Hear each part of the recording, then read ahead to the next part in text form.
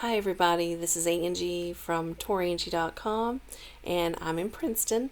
I've pulled over here at the dealership to put up my camera, and this road has been featured a billion times in my videos, but I'm driving by the courthouse like always, and I'm going to show the War Memorial building, and I'm going to talk about it for the majority of the video.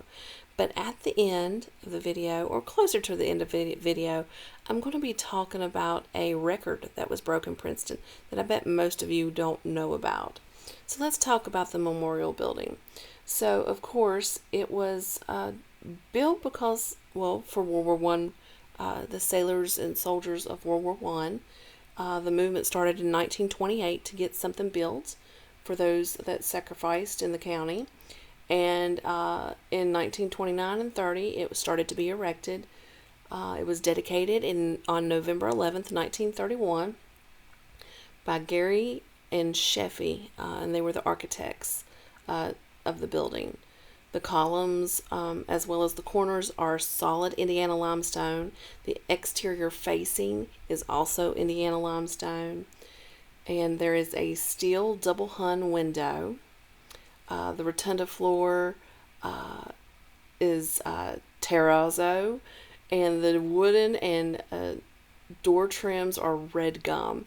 Upstairs is wrought iron railings encircle the upstairs rotunda, and the building only cost about $100,000 back then.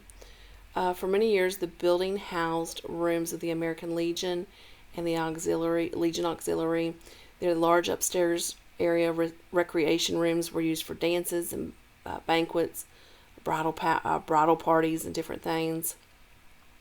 The Army and Navy recruiting services and the Red Cross also had quarters in the building. In about 1932, the Princeton Public Library was located in 2 rooms on the first floor and remained there until the new library was built on Center Street in about 1960. At one time, the County Board of Education used some of the rooms upstairs for offices. Today, those rooms are used for veterans organizations, and there's also a museum in there with war artifacts and different things. But also, the Mercer County Extension Service is there, and that's what I remember the memorial building for, as I was a person that was very involved in 4-H. When I was a kid, I would always come to the Extension Services office and help out during the summer. It was a neat little thing me and one of my friends would do when we worked in 4-H. Anyway, back to some history. So, a fire on January 23rd of 1953 nearly destroyed the building. G.K. White, a councilman, discovered the fire and gave an alarm at about 5:25 in the morning. And the fire started in the electronics room occupied by the Navy Reserve. And it spread quickly, even through the roof. White and Kyle McCormick, who was the editor of the Princeton Observer, supervised as about 50 high school boys were moving the books out of the library that was inside the facility. They moved 10,000 volumes in less than 10 minutes. The building sustained $76,052 in damages, and that was to the structure, and then the contents was $16,005. Okay, so as we're turning the corner, you're going to see it. Right there is the memorial building. It's a beautiful, beautiful building. So I'm glad I've been able to talk to you a little bit about that, and I'll talk to you a little bit more in just a second. So the county sued the Navy for the damages. When Judge Ben Moore ruled that the county had not proven that the Navy was negligent, so they lost. But anyway, Hillary Good of Princeton served as the building superintendent for many years, as did Bill Jackson, and Bill Eads also served. There are 2 cannons out front, and they're Civil War vintage. They were moved from the courthouse grounds to the memorial building grounds, and each one is on the side of the entrance to the building. Since these cannons had brass barrels, they were removed during World War II and melted down for scrap drive. and a large gun of the World War II vintage now stands in the yard. So if you were looking and you were looking for the Civil War um, cannons, you can know why they're not there now that I just mentioned. But I thought I would give you that information because I thought that was some pretty neat information as we were driving by the memorial building. Now, to the second bit of information. And there was a reason, not that I'm going by these houses, I just went up this road because I had never been up this road and didn't know where it came out.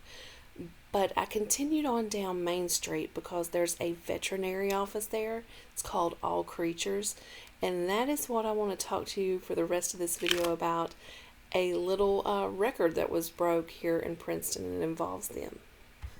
So on October 25th of 2014, the record for the amount of dogs washed, rinsed, and dried off by a single person in one day was broken here in Princeton. It was Yolanda Lane, and she's a local dog trainer and groomer. And she had a helper, a little bit of help. Not she had to do all the work, but had help with getting the dogs and all that kind of stuff from Abigail Myers, and she worked at the All Creatures Veterinary Clinic. So I think that's pretty cool that Princeton broke a world record, and of course it's for bathing dogs. It's just hilarious. But it is, a Guinness Book of World Records, so way to go, Princeton. I've had to share this story because I think it's so cute, and it's of course everybody loves dogs, right? So anyway, let's talk a little bit more about that, and that's why I continued this drive around Main Street, because I drove by All Creatures Veterinary. But Lane had started her day at 8 a.m. and had till 4 p.m. to break the existing record of 167 dogs. And she averaged about 27 dogs per hour, which was well on her way to meet her goal, basically. And she did all breeds, Chihuahuas to Boxers, anything. And there was people from the Guinness Book of World Records, traveled from New York to document and certify the attempt on behalf of the Guinness Book of World Records. And she broke it. Now the record was held, from the previous year, 2013. The record was set in Amsterdam. So she ended up breaking the record, and of course now Princeton is known for that, I guess. If you have not realized that Princeton's known for it, yes, they are. In total, they ended up washing 185 dogs. Now, right over there to the left, that was All Creatures of Veterinaria, so I figured I would mention that. I did not read any more into her to see if she's still a dog groomer in the areas. This has been a few years ago, but I knew where All Creatures was, and I thought, well, since she had somebody to help her wrangle the dogs and get them over to be washed, had a little assistant that was working at All Creatures. I thought, well, I'll just continue on this drive from the memorial building down to All Creatures so I could talk to you about this Guinness Book of World Records and give you all a smile for the day. Well, that is basically all I have to talk about for this video. You got to see some side streets that I'd never been down before, and there we go. This is Angie from Tourangie.com. Come to my website, read my blogs, make appointments so I can help you plan your next travel adventure.